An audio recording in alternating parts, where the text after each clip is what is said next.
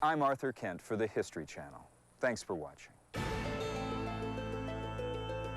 Discover more about this and every History's Mysteries topic at historychannel.com.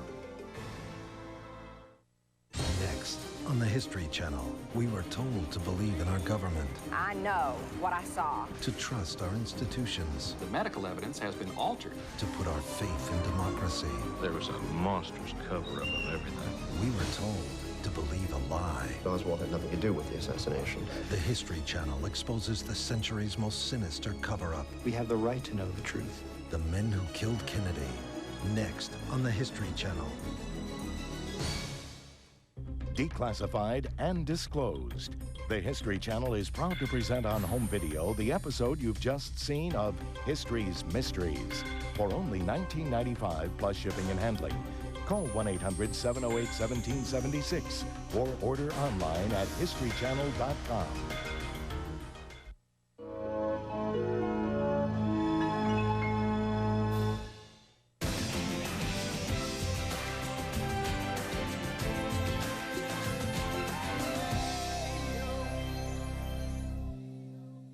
Welcome to Football Fantasy. There's 2 minutes left. You're down by 6. Who do you want guiding the drive? I want a seasoned veteran who won't make any rookie mistakes. I need a young, strong-arm quarterback, not some old geezer. You want a young, good-looking guy who can get out of the pocket. Oh, time's up. It's tough to choose. No, it's not. You get NFL Sunday Ticket only on DirecTV. Choose the games and players you want to watch all regular season long. DirecTV, what are you looking at? Now get 3 months of programming free when you get DirecTV. If you're ready to lose weight, muscle up, and get back into shape, I've got a free video you're gonna love. Introducing a winning fitness strategy. You gotta eat healthy, drink plenty of water, and most importantly, strength train with Bowflex. Strength training adds muscle. Not only does your shape look better, you actually increase your metabolism, so you end up burning more calories. Strength training these days isn't just for men. It's great for women, too, and Bowflex is designed for both. It's even been called the best home gym by Fitness Magazine. Use as little as 5 pounds to more than 400 pounds of resistance. Follow our 6-week fast fat loss program or create your own from over 60 different health club quality exercises. Bowflex is easy to own, and it fits in any room in your house. It comes with a 6-week guarantee on results, and you can finance it with no money down and payments as low as $33 per month. Hey, I'm 41, and I'm in the best shape of my life. And I can tell you, Bowflex really does work.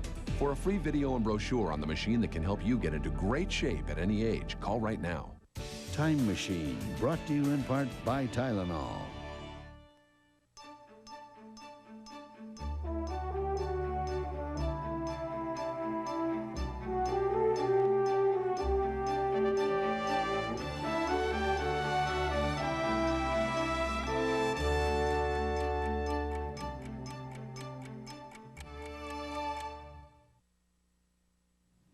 Hello, I'm Roger Mudd.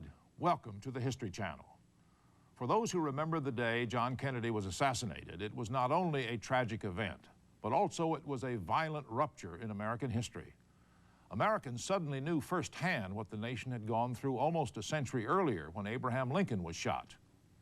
Many of those who were in Dealey Plaza that day came to believe they had been altered forever as the shots rang out and the motorcade sped up and history flew by. British producer Nigel Turner has gone back to talk to those who said they witnessed the assassination and its aftermath. In the next hour, we'll hear from those who feel their own testimony has been either ignored or distorted by official investigation. Join us now as the History Channel presents The Men Who Killed Kennedy, The Witnesses.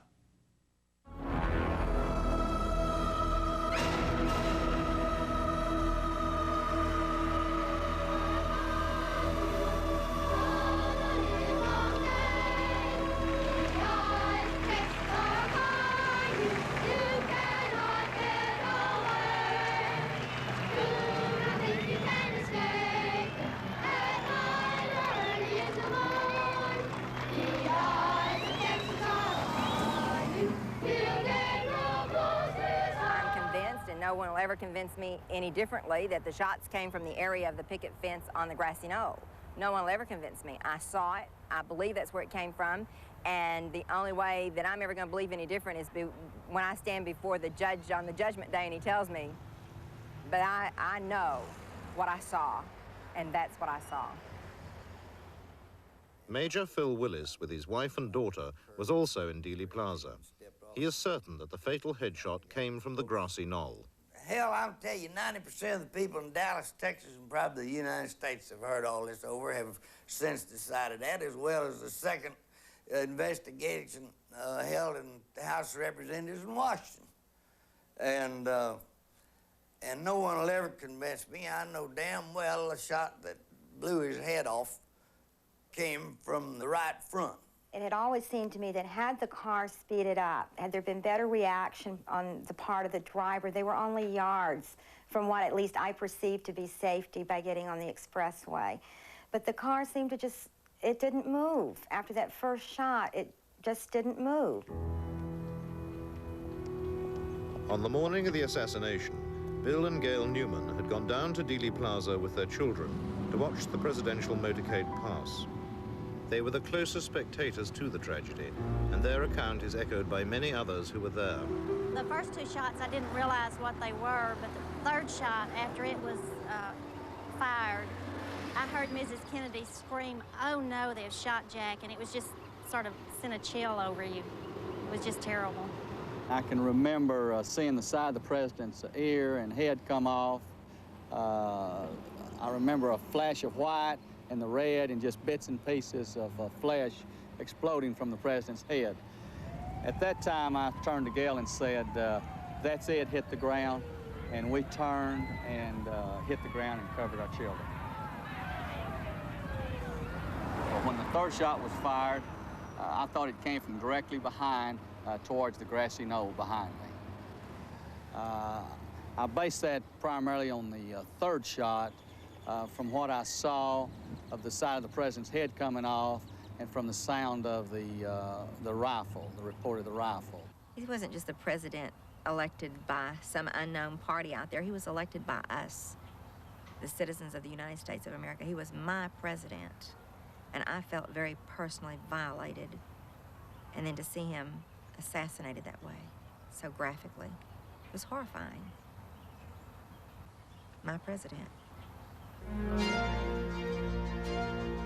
While the president lay dead at Parkland, another tragedy was unfolding a short distance from downtown, in the Oak Cliff district, where police officer J.D. Tippett had been gunned down by an unknown assailant. It came out over the radio that the suspect had gone into the Texas Theater. Well, we continued on into Texas Theater, and Kenneth and I entered the theater, and about the time we entered, well, some more officers came in behind us, and there were also some officers around the back. While we were in the theater, probably 150 to 200 people had gathered out front of the theater, attracted there by all the noise. They had been told on television that the president had been shot. At this point, nobody knew whether he was dead or not. All these things happening this close together, they thought probably the suspect we had was maybe connected with the shooting of the president. And so we were hearing yells like, "Get him, let's kill him, let's take him." And we were all thinking, well, we just had to risk our lives and fight over a gun to get the man, and here we are, we may have to shoot somebody else to keep him. When Oswald was first brought into the homicide office, I heard this commotion, and I looked up and I saw him. He was handcuffed with his hands handcuffed behind his back. And at that time, he refused to tell me who he was. He said something to the effect, "Well, you're the cop, you figure it out." Later that day, Detective Rose led a search of the house in Irving, where Oswald's wife, Marina, lodged with her friend, Ruth Payne. 6 officers came to the door, and they said they had Oswald in custody for shooting an officer, no reference to the president, and they asked if they could come in. I asked if they had a warrant, and they said no, but we could get one right away, and they were obviously very tense and nervous, and I, was stunned by their arrival. On Saturday morning, after the assassination on Friday, we went back to the Payne residence in Irving. I had obtained a search warrant from Judge Joe Brown, Jr., and wanted to do a more thorough search than I had previously done of that residence. Some of the items we found in this search was a photograph of Oswald standing in front of a house with a rifle in one hand, a newspaper in the other hand, and a pistol on his hip. At no time did I suspect he had any kind of gun. You know, that picture showed up later with, that Marina had taken. I recognized the location as the back of their Neely Street apartment, because she'd taken me out there to pick some flowers to take home one time when I was visiting there in the spring before. As you know, that he was carrying both the rifle and the pistol at that point. Other items we found was, of course, a small Minox Miniature camera, it's called. It had a roll of film in it. We never did develop that film. It was later turned over to the FBI, so I don't know what turned out to be on that film. We found a great amount of communist literature, communist books. I couldn't tell you just what all it was, but it was a large box. We brought all the evidence in, and Captain Fritz decided to conduct a further interview of Oswald and had him brought into the homicide office for interrogation. I sat in on that interrogation. Captain Fritz at one point said, Mr. Oswald, you told us that you had never owned a rifle or a gun or a weapon of any sort. Is that right? And he said, that's right. I never owned a gun in my life. So Captain Fritz showed him the photograph and said, well, how do you explain this? He looked at it, and he got visibly mad. He seemed shaken, and he said, well, that's just simply my face superimposed on someone else's body there. That's all that is. The Men Who Killed Kennedy will return on the History Channel.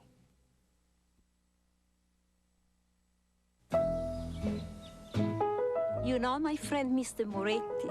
He worries about the arthritis in my hands. So he came with me to the doctor. Now I am on a wonderful treatment.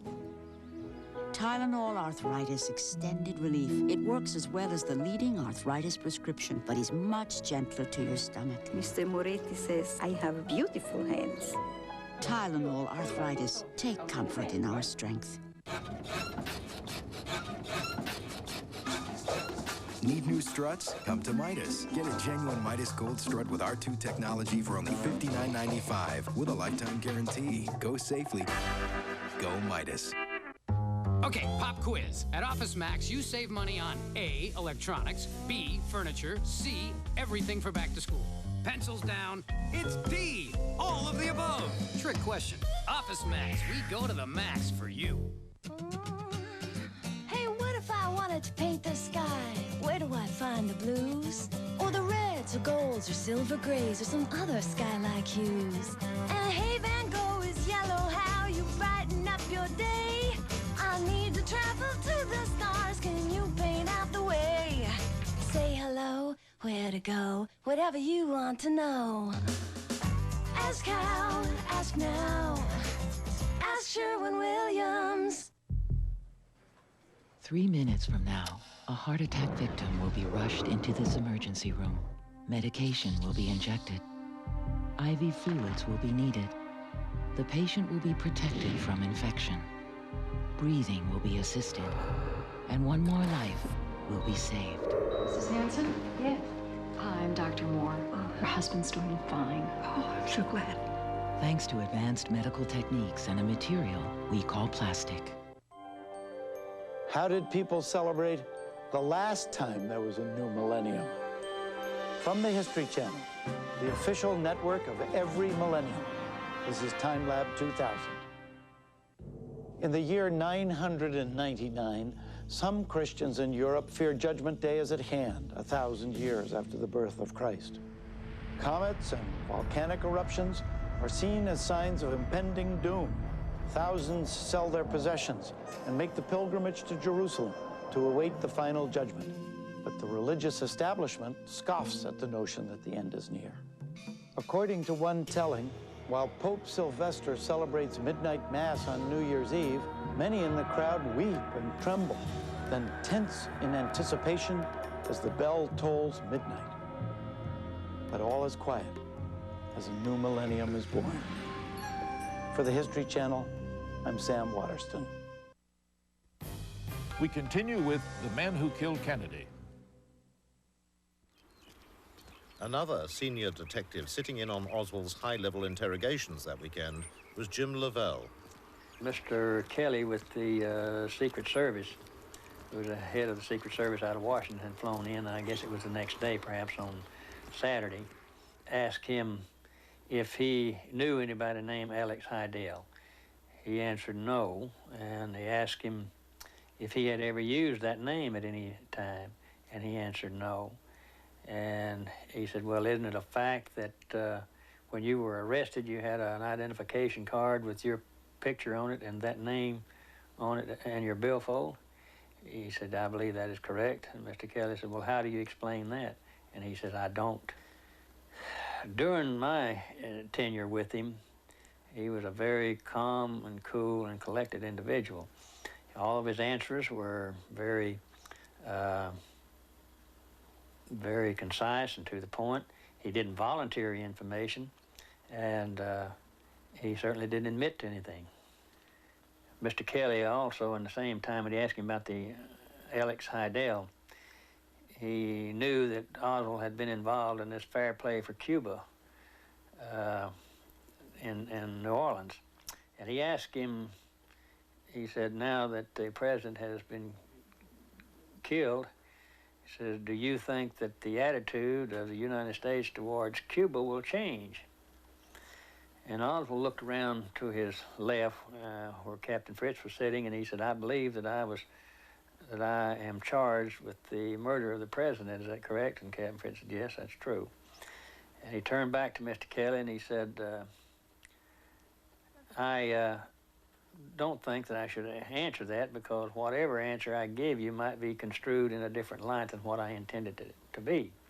He said, however, in all countries, and this country is no exception, when a leader of the country either dies or gets killed or something, there's always a second in command that takes over. And he said, in this case, I believe his name is Johnson, and I don't think that his views towards Cuba are any different than the president's. An early arrival at police headquarters was the FBI agent in Dallas who'd been assigned to keep an eye on Oswald prior to the assassination, James Hosty. His behavior when I talked to him on the afternoon of the assassination for approximately 1 hour was that of a person who was very calm, cool, and collected. He claimed that he was in the lunchroom at the time of the assassination by himself. He was also asked by Captain Fritz, did he bring a weapon into the building that day, and he said no, he had not, but he had seen the manager, Mr. Truly, had brought a rifle into the building a day or two before. This was later checked out and proved to be true, that Mr. Truly had brought a rifle in and he was going to go deer hunting with it and shown it to several of the people in the building. The interview was terminated because Oswald was taken out for a lineup. Oswald was placed in 4 different lineups, 3 on Friday, a 4th on Saturday. In the first 2 lineups, Oswald appeared with 2 police detectives and a jail clerk. These men were wearing clothing quite a bit nicer than Oswald, but moreover, they did not resemble Oswald in appearance. They were heavier, older. One of them had blonde hair. The police gave fictitious names and occupations. Oswald gave his real name, his real occupation, to Texas School Book Depository. This information was being widely disseminated even by the time of the first lineup. In the second and third lineups, Oswald appeared with men who were quite a bit heavier, older. Some of them had blonde hair. And in the 4th lineup, which was the most outrageous of all, Oswald appeared in the lineup with 2 teenagers and a Mexican. And in the 2nd, 3rd, and 4th lineups, Oswald complained bitterly to police about the manner in which the lineups were being conducted. And he berated the police, demanded legal representation, and it was very, very apparent to any witnesses that Oswald was the suspect. There are established criteria for the fair and proper conduct of police lineups. By any stretch of the imagination, every rule in the book was violated by the Dallas police in the conduct of each of the 4 lineups that weekend. When they first filed against Oswald for killing President Kennedy, they put in the complaint that Oswald did kill President Kennedy in the furtherance of an international communist conspiracy. The White House called down to the district attorney and vehemently objected to that, in which then the district attorney removed this statement from the original complaint. Because of this, the White House was extremely upset with the local authorities, And we were under the strictest orders not to give them any information whatsoever at all about Oswald.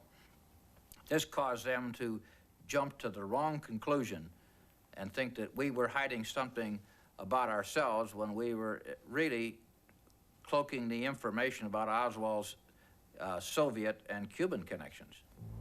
In Mexico City, 2 months before the assassination, a man claiming to be Oswald had visited both the Soviet and Cuban embassies, demanding a visa allowing him to travel to Russia via Cuba. He was unsuccessful. The American authorities were aware of this trip.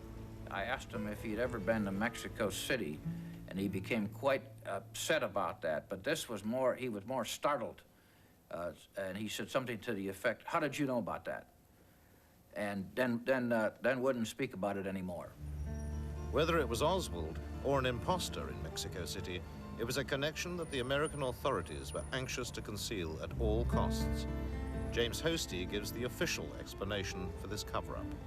Oswald had been in contact with V.V. Kostakov, who was the Soviet KGB chief of assassinations and sabotage for the Western Hemisphere.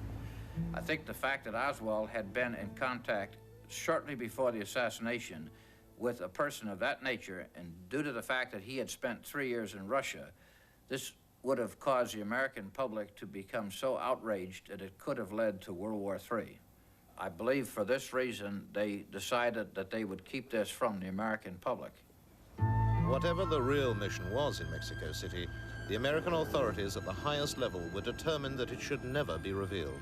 In Mexico City, the CIA agents were instructed to cease and desist their investigation of a possible Castro connection to Oswald's assassinating of President Kennedy. There was a near mutiny among the CIA agents over this order to stop the investigation.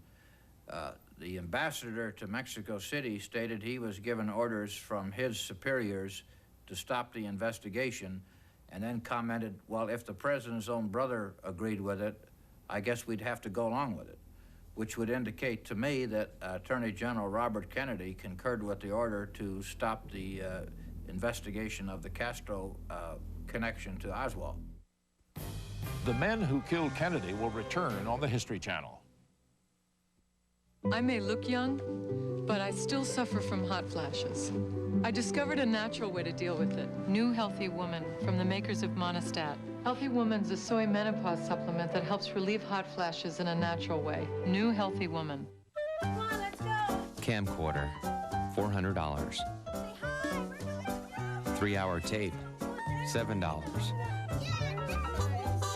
Extra battery, $25. Home movies with Hank Aaron and Willie Mays, priceless. Use your MasterCard and you could win 4 tickets to a '99 World Series game and sit with baseball's legends. There are some things money can't buy. For everything else, there's MasterCard, sponsor of the Major League Baseball All-Century Team. Alex, why so blue? Everything up here is so colorless. We need color. They need it more down there. See? Keep it in color, you make the point. Gets results. That's why there's Xerox Color on the desktop. It's also in the hall. You can even get it at 40 pages a minute. Guess they really do need it. But couldn't I just wear this? Maybe on casual Fridays. Keep the conversation going. Share the knowledge. The Digital Document Company, Xerox.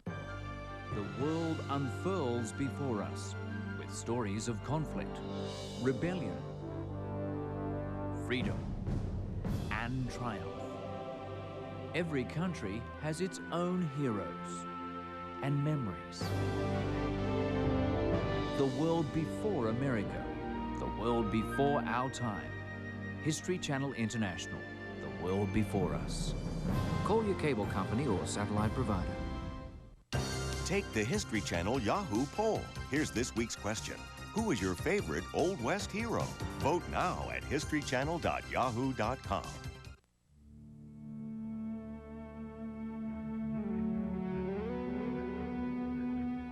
I will lose myself in the sound of the engine and watch the white lines on the road shoot by me like a million comets.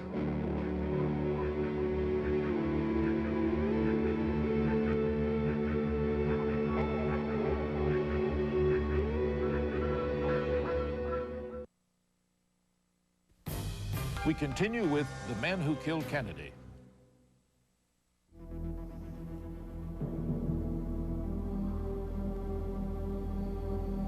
In the holding cells of police headquarters in downtown Dallas, time was running out for Oswald.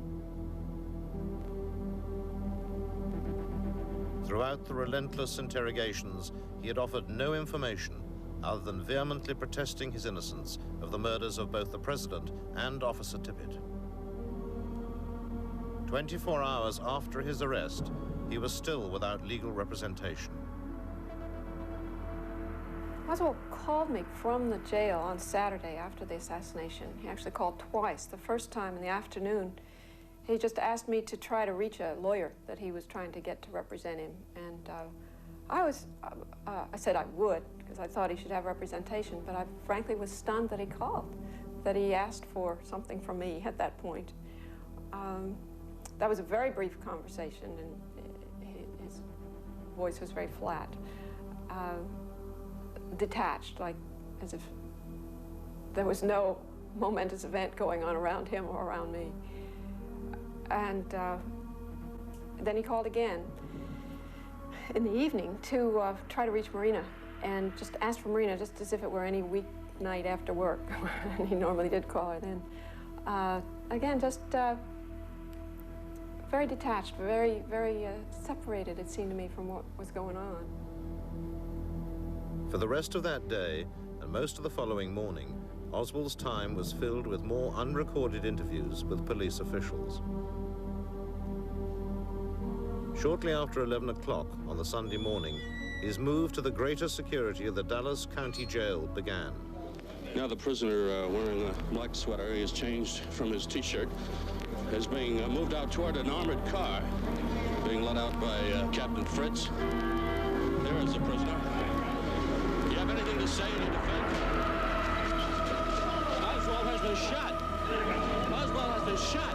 Mass confusion here. Holy mackerel. A shot rang out as he was led into his car. A shot. There's a mass confusion there. I was probably about 20 to 25 feet from the point of the shooting. And I was looking in that direction. And when the shot was fired, it didn't really sound like a pistol shot. It was a muffled sound, but I knew that it was a shot. And my first thought was that probably some older officer that was ready to retire, that was probably, I figured, bereaved and grieved over the shooting of Tippit, that really that's what my first thought was, that it was some policeman that shot him. My first thought was that one of my fellow officers had shot Oswald.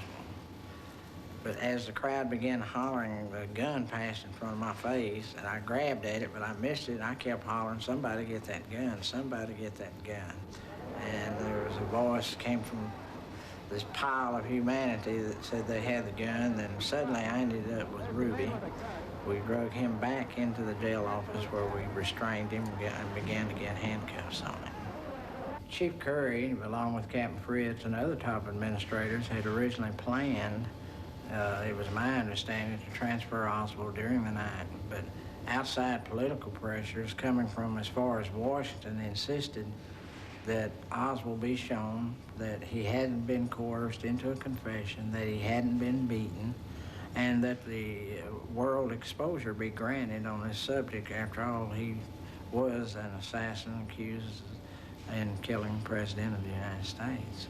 I was fairly certain in my mind when I saw Lee Oswald lying on the floor that he was going to die. And then I went to Parkland Hospital, and certainly he was dead.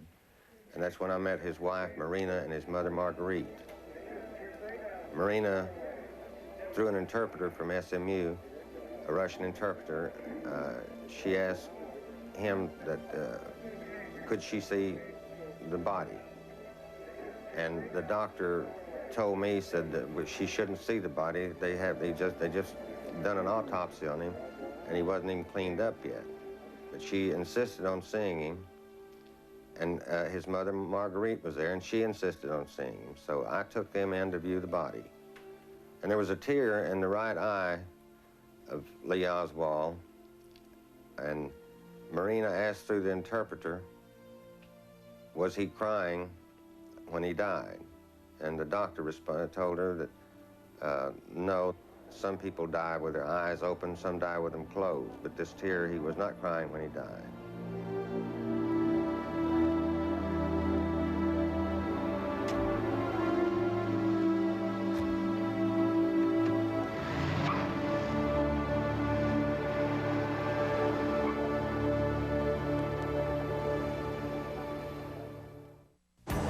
I've always been set in my ways. So when Subaru told me they were changing my Outback, I was a tad concerned. Truth is, they just made it better. This next generation Outback's got a stylish new body, quieter ride, and their best all-wheel driving system ever. Sort of inspired me to make a few changes.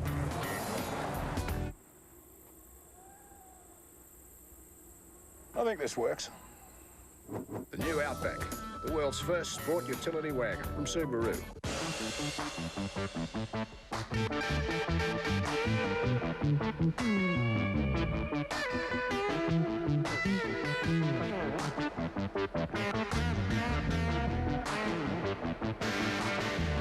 Get them a Gateway Portable for college, so wherever they are, they could be out studying. The Solo 2500 is a PC World Best Buy. Get one with an Intel Celeron processor for $48 a month. Call 1-800-GATEWAY.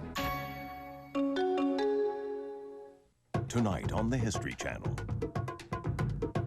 Men had slaves for sexual purposes. Sex. 3200 BC, and the earliest written accounts of sex revealed that crocodile dung and sneezing after sex were methods of birth control, and sexual inequality between men and women was rampant. A world premiere miniseries, The History of Sex, tonight at 10 Eastern, 11 Pacific, only on the History Channel.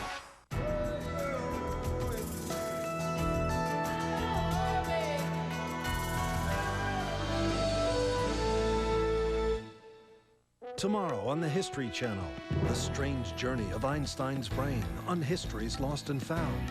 Then, dams unleash terror on the wrath of God, followed by The Century, a look at American experience in World War I and Vietnam.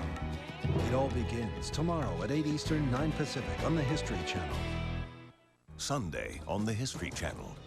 A victory born in a web of deceit. Patton's Phantom Army, pint-sized paratroopers, and misinformation catch Hitler off guard. D-Day deceptions on sworn to secrecy. Sunday at 9 Eastern, 10 Pacific on the History Channel. It began with a wing and a prayer.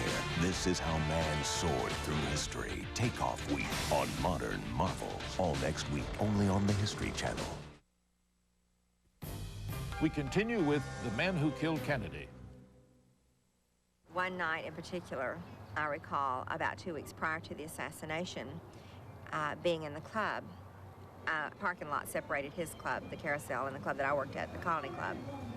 So in between shows, the showgirls from the Colony Club would go over to Jack's club and watch their show, and in their show breaks, they would come and watch our show. So I had trotted over there that night and was watching the show, and there was a girl that danced there by the name of Jada, and she was sitting at the table with Jack Ruby and another man, and I went and sat down with them to have a drink. As I sat down at the table, Ruby introduced me to the man sitting there at the table with he and Jada, and he said, "Beverly, this is my friend Lee." And after Jack Ruby went into the police station and killed Lee Harvey Oswald, it was then that I realized this was the man that I had met in the club 2 weeks prior to the assassination of Kennedy. Lee Harvey Oswald and Jack Ruby were linked together, and I don't know how, and probably I never will.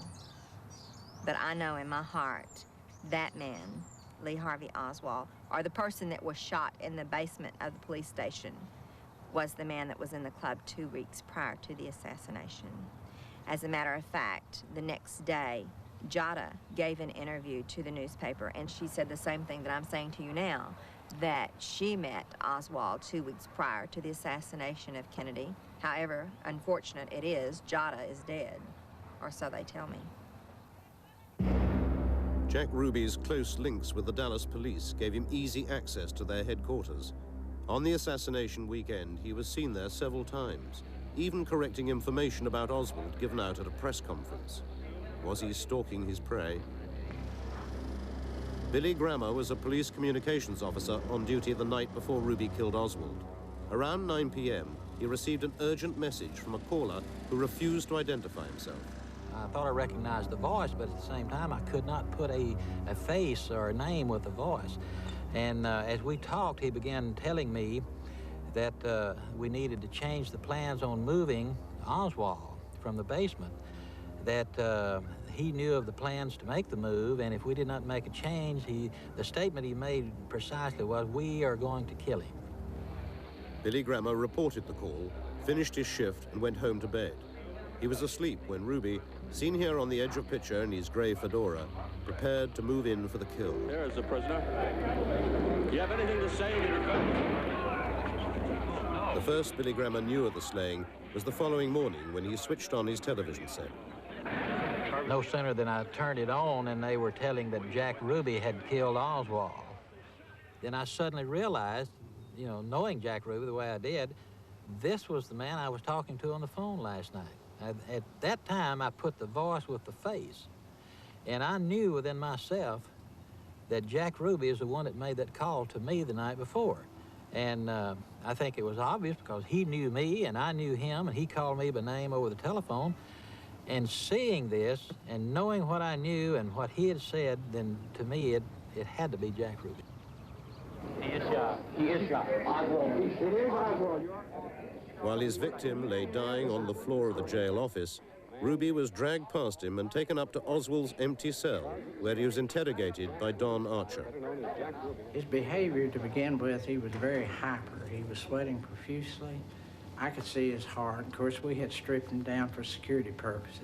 He asked me for one of my cigarettes, so I gave him a cigarette. Finally, after about 2 hours had elapsed, which put it around 1 p.m., the head of the Secret Service came up, and I conferred with him, and he told me that Oswald had, in effect, died, and it should shock him because it will mean the death penalty. So I returned, I said, "Jack, it looks like it's going to be the electric chair for you." Instead of being shocked, he became calm. He quit sweating. His heart slowed down. I asked him if he wanted a cigarette, and he advised me he didn't smoke. And I was just astonished that this was a complete difference in behavior of what I expected. I would say that his life had depended on him getting Oswald.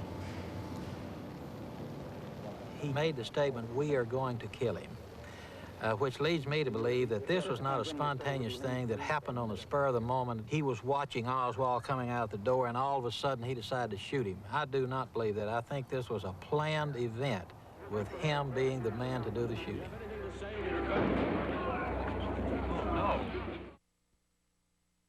In our next hour, the ancient rituals of sex on the history of sex.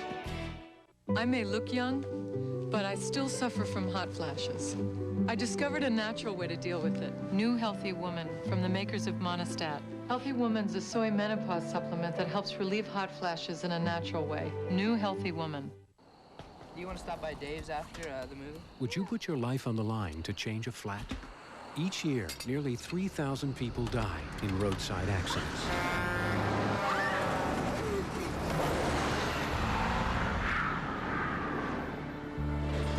It's better to risk your rim than risk your life.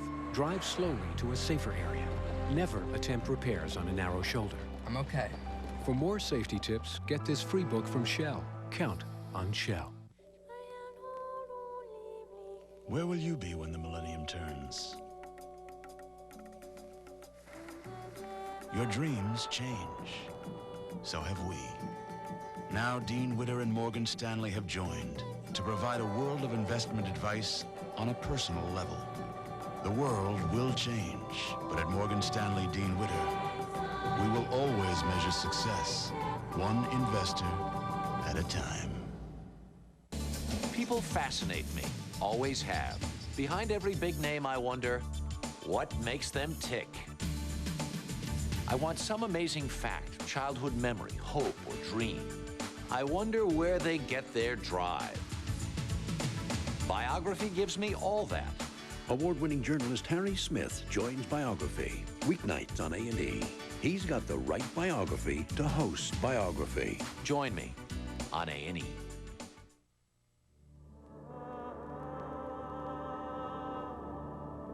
It's time I traveled lighter and threw away my maps and made up for the seriousness of my youth with a little madness.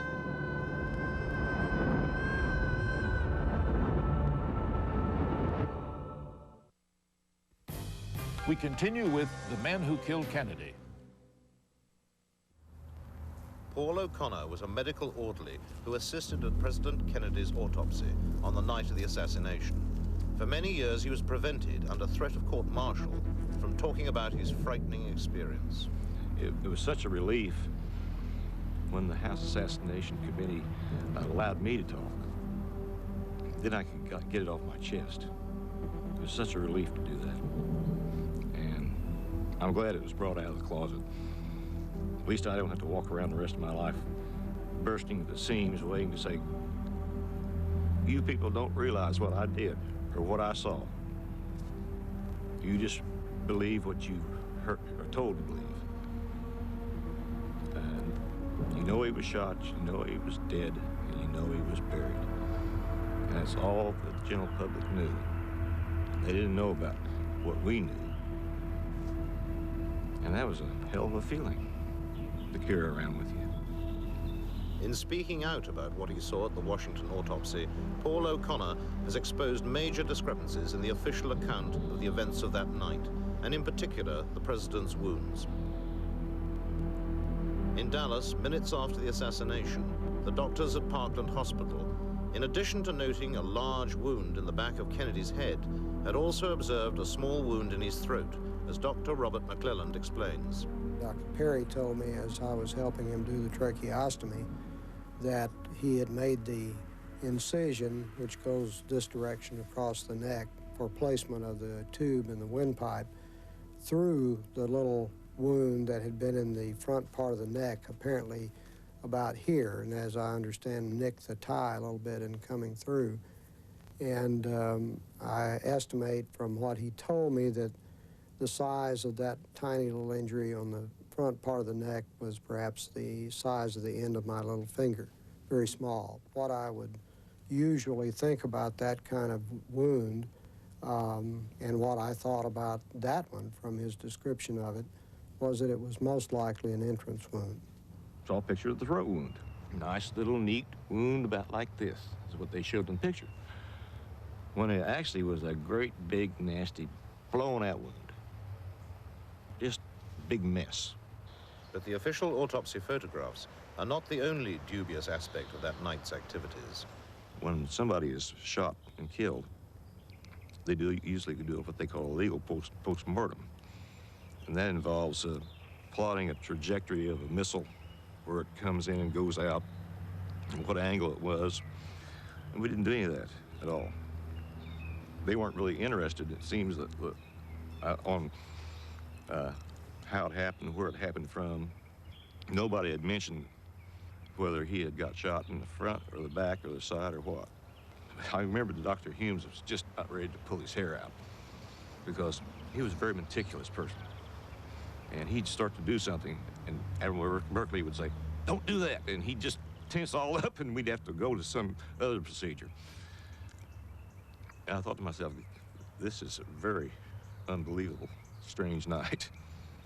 Dr. Cyril Wecht, a distinguished forensic pathologist and a fearless critic of the cover-up, believes the truth can still be established.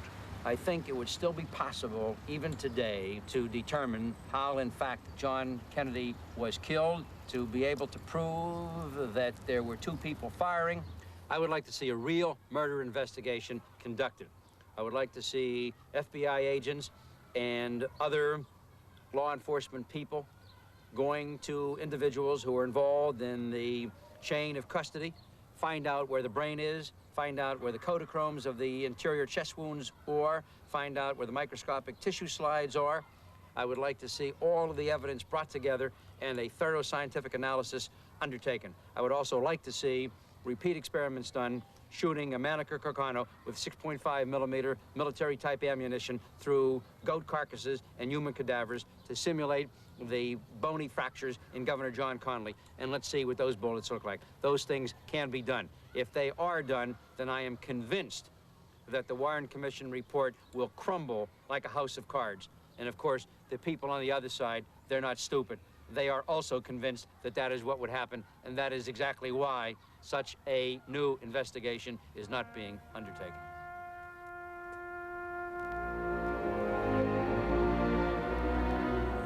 But the questioning voice of the American people refuses to be silenced. Each year on the anniversary of the assassination, a dedicated band of disbelievers meet on the grassy knoll in Dealey Plaza, typical of those millions of Americans who've refused to swallow their government's official line. Through their diverse efforts and their persistence, critics such as these have kept the quest for the truth alive.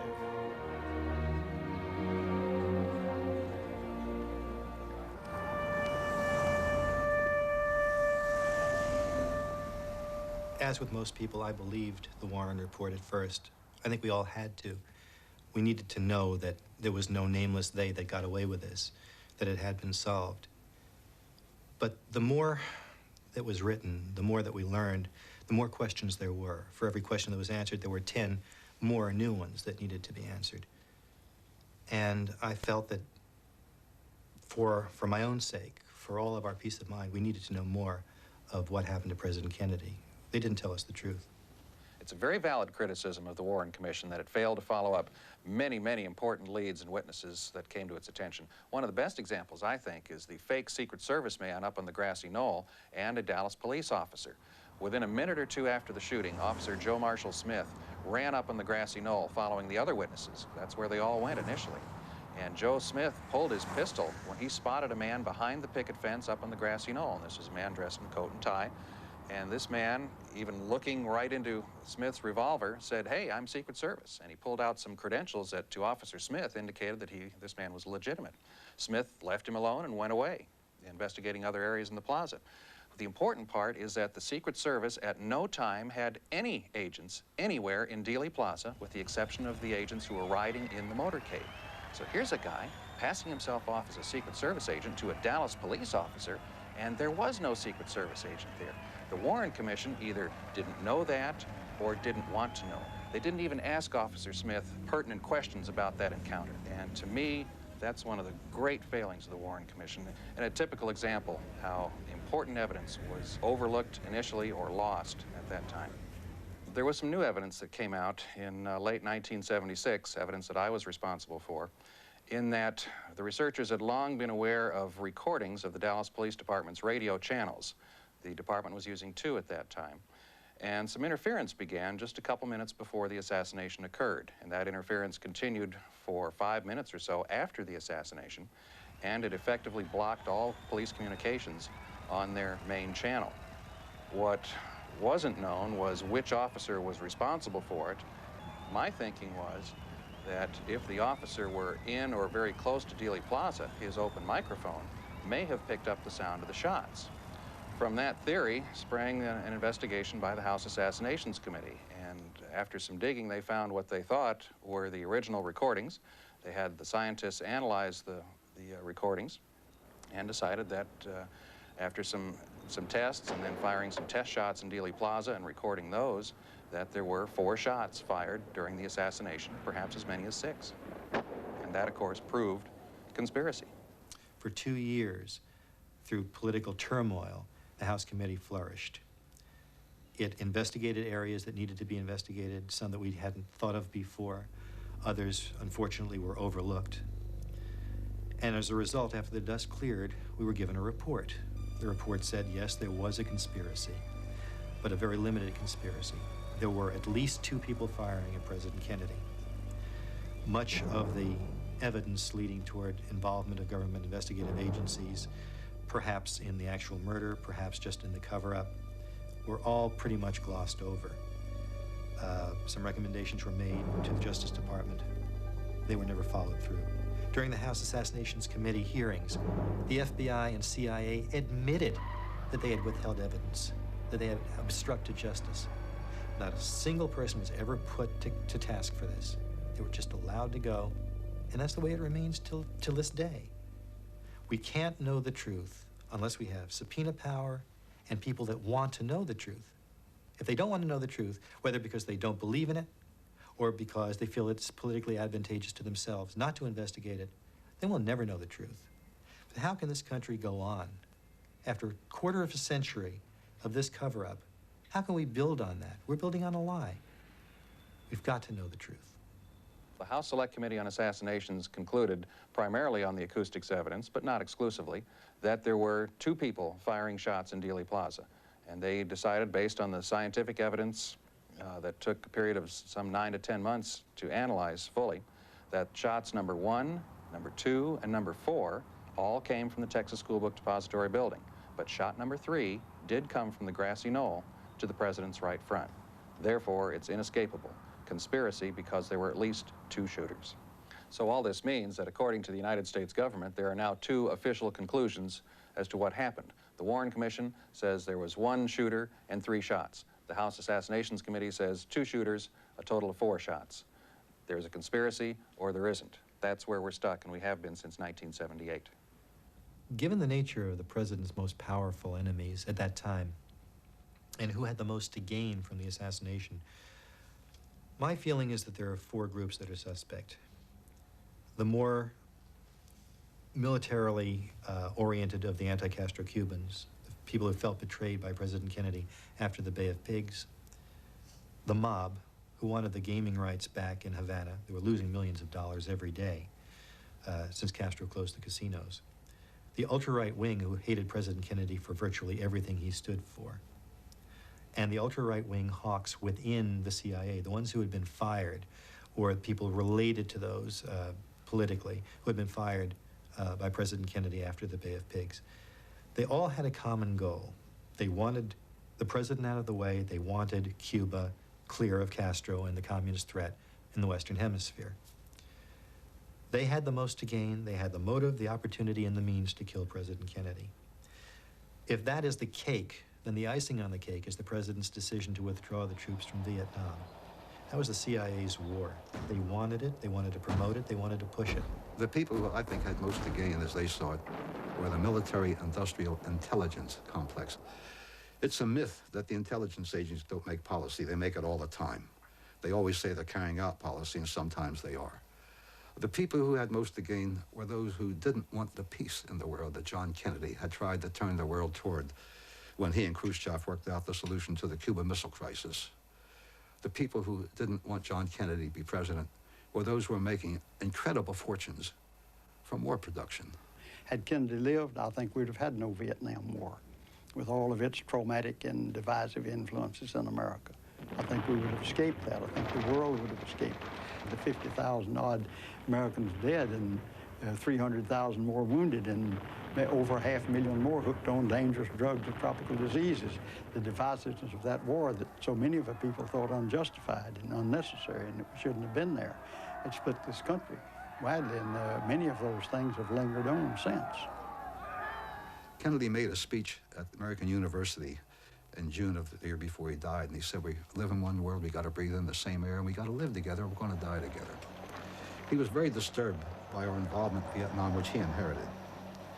And there came a time when he called his generals in and spoke to them, and after he spoke to them, the Pentagon issued a small statement saying that we have re-evaluated our involvement in Vietnam and find that we can begin to withdraw our men. The plan was to begin by withdrawing 1,000 a month. 17,000 were to be withdrawn by the time of the election, which was a year later. One plane load reached the United States when John Kennedy was killed. 3 days after the assassination, the body wasn't yet in the ground. The Pentagon issued what it called a re-evaluation of its re-evaluation. And they said simply that we found that our re-evaluation was optimistic. And the rest is history. The whole world turned around on it. The world will not within the lifetime of anybody living today recover from just that. Kennedy represented the voice of hope, a voice of opportunity, a voice for the future, uplift. People could hardly stand on their feet. They'd jump up and down when he came along the street. And this great voice of hope for the future, of a better America, was stilled by the assassin's bullets. And people were depressed and mourned over it and thought we have lost our brightest and best in the head. The most important effect once the Warren Report came out was disenchantment and disillusionment, especially of that college generation. I can't tell you how many collegiate audience reflected this. All people of all ages reflected it on the radio talk shows, which spent a lot of time on this. So people lost their faith in the government, and the government earned that loss of faith.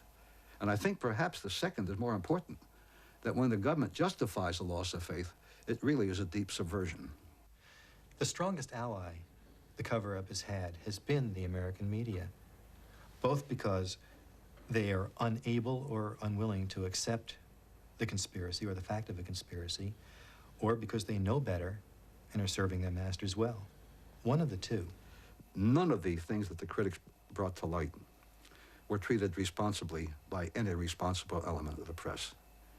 If it hadn't been for the kookiest of all, the radio talk shows, we critics would not have been able to reach the people we did, and they were very important. The Washington Post resisted it, the New York Times resisted it, the major TV networks resisted it, unless you had something nutty, unless you had something dramatic, unless you had something they knew wasn't true. But substantial criticism never had a voice. And that's what the working of a democratic society requires. Most of all, when it's a crime of the magnitude of the subversiveness of this one, the assassination of a president. If the press would just open their eyes, if the media would accept the fact of the conspiracy, instead of just arbitrarily disbelieving, we'd have some allies. A handful of critics and researchers in this case have gotten remarkably far on their own. But if the press would just be honest about it and question and do their job, we could learn a lot more. The fact of the assassination conspiracy is beyond doubt. Only the scope is in question. I'm a first-generation American. I'm the first member of my family born at least since the time of Christ. I can't go back to Adam. In freedom. None of my predecessors ever had it. And I've been a writer, an investigator, reporter, a Senate investigator, an intelligence analyst. And the older I get, the more convinced I become that despite all its failings, we have the best system of self-government man has yet perfected, and it's got so many failings. But for the system to work, those who are responsible for seeing to it that it works have to see to it that it works. In this case, didn't happen. They subverted it instead.